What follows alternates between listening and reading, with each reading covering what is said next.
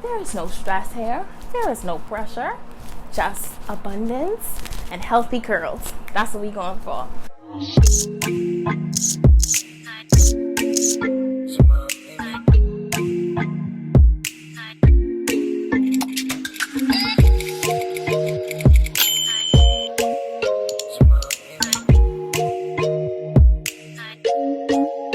You're watching another episode of Curls with Ree, where we talk about all things natural hair. This series is designed to help educate and empower all curly, kinky, and coily girls across the world. Let's get into today's topic. Y'all, we back. Hey, yes, we back with another episode of Curls with Ree. All the DJ noises. Play all the DJ noises, you know. That's why. Because we are back. I am so excited. Today I'm excited, y'all. This is episode 5. Come on now. We are moving slowly but surely. We want to just drop just a couple, maybe we want to just drop a bunch of episodes out there in the world. Let these people know what we about. This is us. This is our community. It's a Curls with Ree community. We are large. We are in charge. Y'all know what we about here. Educating and empowering natural hair. If you haven't watched episodes 1, 2, 3, or 4, I'm gonna need you to pause because something's missing. I need you to go back, watch the episode, so you're caught up, so you're aware, so when we spit all these truths and all these facts, you're caught up. You haven't missed anything. You have the knowledge. That's what I want for you. I want knowledge and power. That's really what I want for you. It's really the end game. So if you're new here, my name is Ree. On this channel, we talk about travel, lifestyle, and beauty. But this is our series, our special series that we call Curls with Ree. And today, we are talking about protective styling 101. Cue protective style. So yeah, I wanted to do this video where we just talk about protective styling, so what it is, the different types of protective styles that you could possibly do, as well as prepping for protective styles and the maintenance behind it. So we have a lot to cover today. Let's just jump into it. And if you're having a good time, perhaps while you watch the video, maybe my over energetic self makes you laugh, maybe you chuckle, maybe you just be like, that's a strong indication that you should probably subscribe and join the family. I'm just telling you what your heart wants you to know. So definitely click that subscribe button, join the party, and we're gonna get into it. So what is a protective style? So protective style is basically any style where your ends are tucked away and where you can kind of minimize the manipulation of your hair. So basically you can't touch your hair because it's currently entangled. What? You can't even say that word anymore without thinking about Jada. Anyway, but your hair is currently entangled into something else, or maybe it's tucked away in a way where you cannot easily get to it and where it's less susceptible to breakage. So breakage from environmental factors, maybe the wind, maybe the water, something like that, or just breakage in general from just pulling and tugging on your hair on a daily basis, pulling and tugging on your hair. That can lead to breakage as well. So protective styles were designed for us to minimize that and promote growth and just maintain our hair a little better. So the basic, most common types of protective styles, definitely buns. Sleek buns are, just a go-to, just to do a little sleek bun, but the ends are tucked away. So in that way, you kind of minimize manipulation. So buns can be a form of protective styling. Another form I'd say is twists. So you can do twists, 2-strand twists. You remember I had those mini braids, mini twists. Those are protective styles. Other protective styles can be, your longer braids. You got the traditional box braids, knotless braids. You got Senegalese twists, passion twists, Ghana twists. You have a lot of options. Cornrows, those are protective styles because you're kind of tucking away your ends and stuff like that. You got cornrows. You got the infamous wig. You got wig life. You got weave life. You got sew-in life. You have so many different genres of protective styling. You even got your crochet girls where they got the braids and then they got the loop-de-loop with the needle. Shall I continue? There's a lot. is a lot of protective styles to go around. There's a good chunk of protective styles to use and think of, but all of these styles that I mentioned were designed and meant to kind of promote growth and minimize the manipulation of your hair. So definitely, I think all curly girls should incorporate some sort of protective styling, at least like maybe once a year. Just, take a break from doing your wash days. Sis, we know wash days can be lengthy. So take a break from your wash days, get some braids, maybe get a wig. Just take those breaks. I know those are pretty like instrumental times, especially if you're looking for hair growth or you just want to maximize your hair health. Protective styles are key. They're kind of like necessary, to be honest. I find them necessary. I don't know where I'd be without them. I'd probably be looking a little, looking a little disheveled without my protective styles. But I highly recommend adding protective styles to your natural hair journey / regimen. They are so clutch. Let's clear that up. We already talked about the definition. We talked about the different types of protective styles. Now I want to get into the prepping of protective styles. So with natural hair girls, cue us with the natural kinks and coils and curls. Usually most protective styles that require braiding and twisting, usually those for those styles, it's preferred that your hair be stretched in some form. So when we say stretch, we mean so you would maybe watch a Curls with Ree and you see how my natural hair texture is like shrinkage city, and it's like right there. But if you brush it out, if you braid it out, and if you maybe leave it over time, if you use a blow dryer, then those curls and kinks turn into straight old goodness. That's stretch. So stretch is the term you use to where you want your hair kind of basically stretch. You want your curls literally stretched. And that is the type of hair that is best. I would say that's what most people want, especially if you're going to a braider or someone else to do your hair.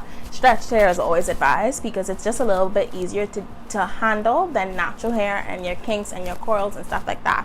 So when it comes to prepping hair, you can go both routes. You can use heat and maybe blow dry your hair or straighten your hair for your protective style, or you can stretch it without heat, which is what I prefer, just because I don't put a lot of heat on my hair, so I prefer to go the no heat route. And I'll show you guys how I do that right here. All right, y'all, let's do this. So clearly we're in need of a wash day. I'm going through it. We need to fix this. Shall we fix it? There it is. Ta-da! It's fixed. So a little bit of moisture, a little bit of curls, we are ready to actually get into the prepping phase. So my leave-in of choice was going to be the As I Am leave-in conditioner. Absolutely love this, super moisturizing.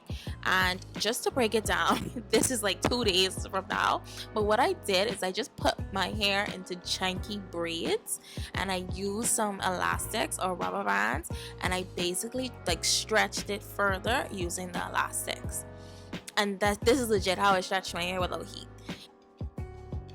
But I just put it in braids and then I use my rubber band, and that's what I do. So yeah, that is how I do my prep with no heat. So once I get those braids in, stretch them out, and it's somewhat stretched, then I can go in with my braids. And this time I got knotless braids. See them, y'all? Extra, okay? But yeah, I got knotless braids this time, so I really wanted to try those out. I can even do a video on just knotless versus traditional. Comment down below if that's something you want to see. If you want to understand maybe the difference between traditional and knotless braids, that can be a thing. But I got knotless braids this time, and I did it on my no heat stretched hair, so that worked out really well for me. So just be mindful when you're prepping your hair. This is your only chance to add moisture before you go in with a protective style. So I really encourage you to use a really nice moisturizing leave-in conditioner. I wouldn't go too thick as to use a cream, but use a good leave-in conditioner where your hair actually feels moisturized, and then later on, of course, you can just add in some oils. So here I am, protective styling. Let's just discuss the rules. The rule of thumb for how long a protective style can be in your hair comfortably before it needs to be like taken out, and you need to wash your hair properly and kind of like get rid of it, especially if you're using extensions or Kanaka hair. That's not yours. You buy it and it's yours low key, but on another key, low key is not yours. So you have to take that out and actually wash the hair that is actually on your scalp and stuff like that. And the rule of thumb for when you should really take out a protective style is 6 to 8 weeks. Let's repeat that until I want it to sink in your soul. 6 to 8 weeks. We are not going to be those people who have braids for 3 to 5 months. What's going on? Take those out your hair. Like, it's nothing wrong. Like, sometimes change is good. So 6 to 8 weeks. This applies for weaves. This applies for wigs. With my wig life, after a month, after 2 months, I need to take this wig off and let my hair breathe. Your hair needs to breathe. This is skin. Like, scalp is like skin. So your hair needs to breathe underneath. So if you constantly have your hair in a protective style state, your hair has no chance to kind of like relax, no chance to recuperate, no chance to breathe.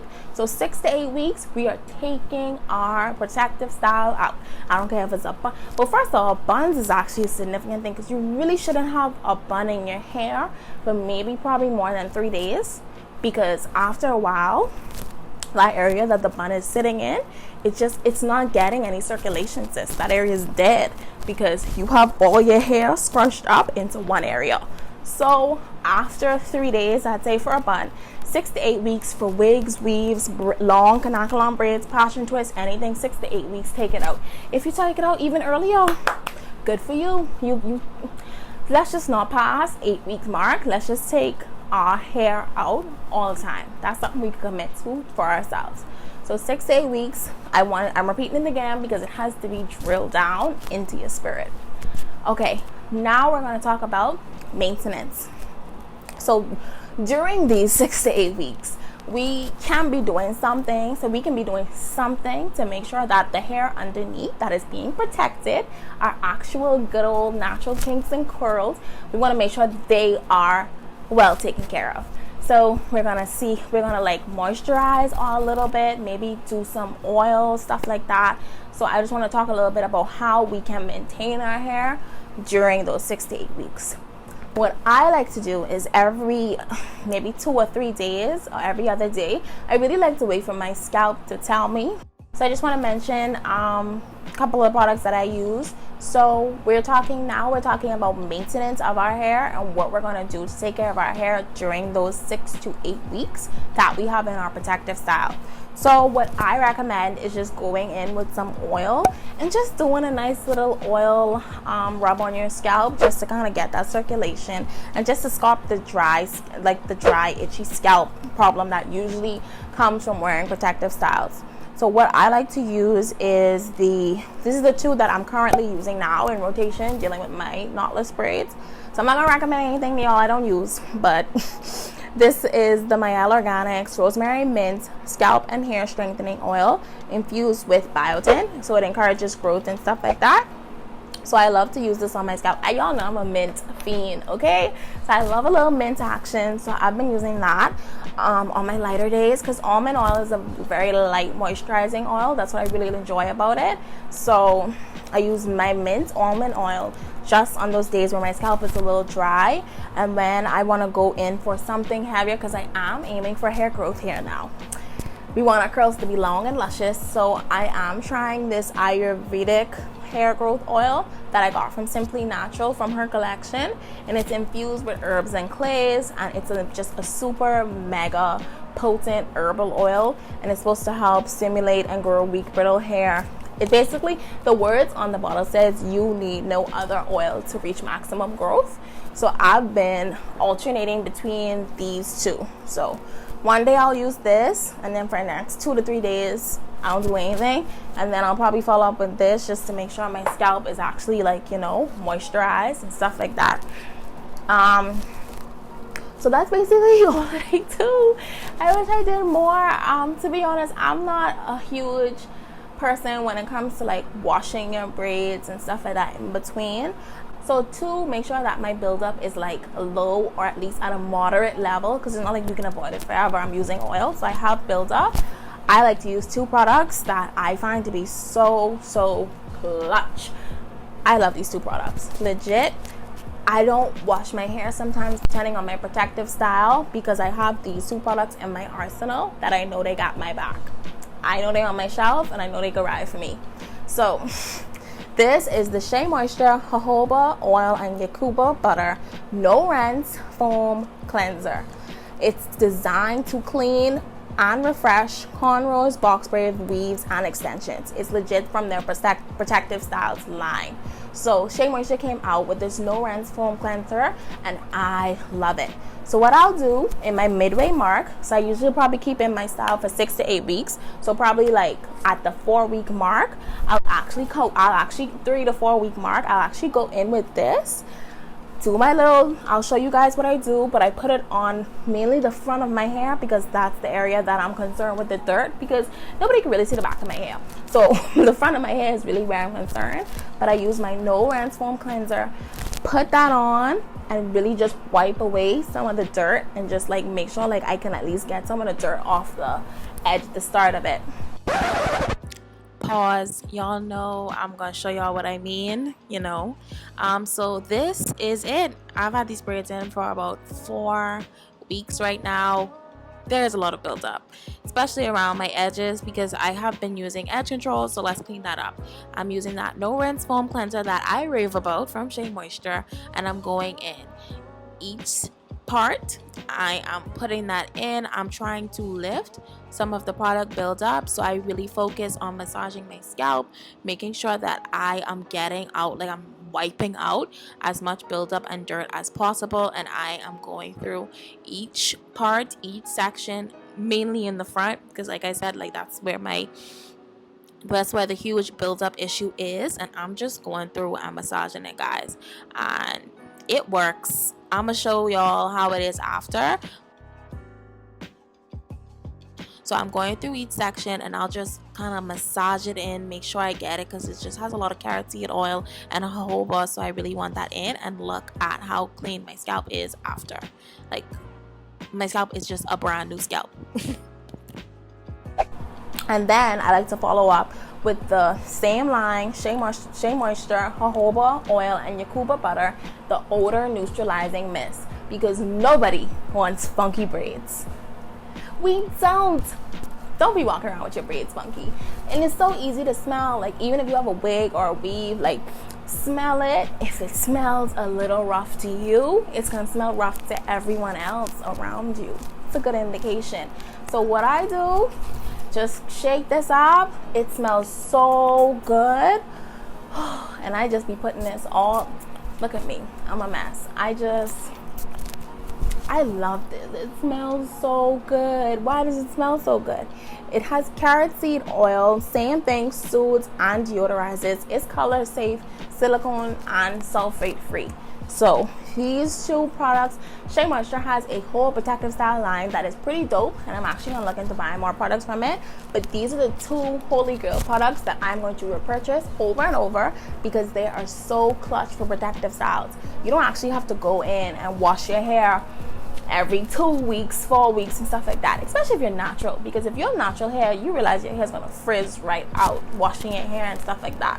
So I try not to wash my hair.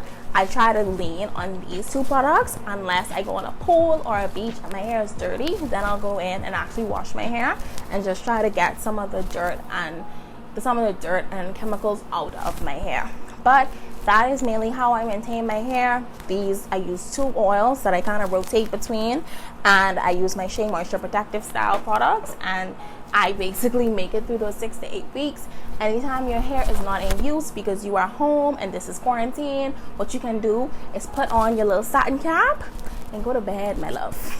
Like, it's pretty dope because that's the purpose of protective styles when you think about it. Like, these styles were designed for you to reach hair growth. It's designed for your hair to grow in a way that's comfortable, in a way that's natural, in a way that like it was meant to grow. So If you did a protective style and you're not seeing any growth from it, I really encourage you to, number one, make sure that you're washing your hair and properly moisturizing your hair before the protective style. Number two, make sure you're doing some sort of maintenance regimen to your hair. Maybe putting in an oil, maybe doing a no rinse foam situation, maybe an odor neutralizing mist. Do something to your hair. And also be mindful of the takedown, of how you're taking out your braids, how you're removing your wig, because especially if you do a lot of frontals and stuff like that, like you might have some glue situations, so that can affect your edges, and we need our edges. So just be mindful of those things. I highly recommend you kind of experiment with protective styles, see which one works for you. You don't have to do all. For example, I've never done a crochet. So I just, lean on the ones that you like and then go from there. So that is me. That's all I want to talk to you guys today about. We can do another episode on protective styles if you would like, if you want more information on the various types of styles you can get. I hope you enjoyed this episode of Curls with Ree. Be sure to give a thumbs up, guys, if you enjoy it. That lets me know, which ones you guys are feeling and which ones you guys are not, so we know how to move forward. If you have any suggestions for Curls with Ree episodes, definitely leave them down below. Let me know what is your favorite protective style. Comment that down below. I want to know. I can't wait to know. I'm gonna be down there reading all day because I can't wait to hear your protective styles. But thank you for watching. Be sure to like, comment, and subscribe, and I will see you guys in the next episode. Bye. I take that out. My hair was doing too much. I wasn't liking it.